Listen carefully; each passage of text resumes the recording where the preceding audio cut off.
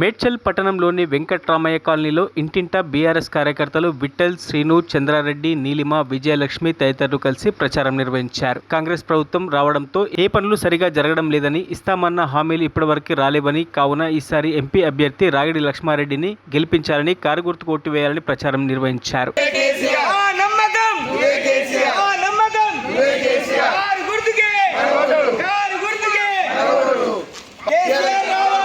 పథకాలు రావాలంటే, వాటర్ రావాలంటే, కరెంటు పోవద్దంటే, పథకాలు మొత్తం రావాలంటే, రైతు బంధు, జై తెలంగాణ, వారి గుర్తుకే, జై తెలంగాణ, జై కేసీఆర్.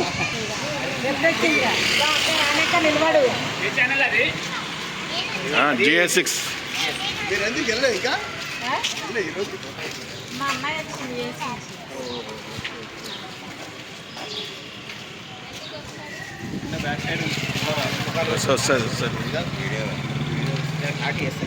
వాటర్ ఉండలేదు, కరెంట్ ఉండలేదు, అన్ని 6 రోజులు వాటర్ రాక బాబు. కరెంటు రాత్రి అంతా కరెంట్ లేదు. ఎట్లా ఇది చేస్తాం? ఇంకా చేస్తాం 4 నెలలకే ఇంకా ఇది చేస్తున్నాయి. మార్పు రావాలంటే ఏదో మహా అద్భుతం జరుగుతుంది అనుకున్నాం, కానీ ఇంత ఘోరమైన మార్పు వస్తుందని చెప్పి 10 ఏళ్ళ కష్టాలు ఈ 4 ఏళ్ళని పడిపిస్తున్నాడు మన రేవంత్ రెడ్డి గారు. 2500 ఇచ్చి 4000 అది అడ్డిపోయింది. రైతు బంధుతో పాటు తులం బంగారం ఇస్తానడు. ఆ తులం బంగారం తుస్సుమన్నది.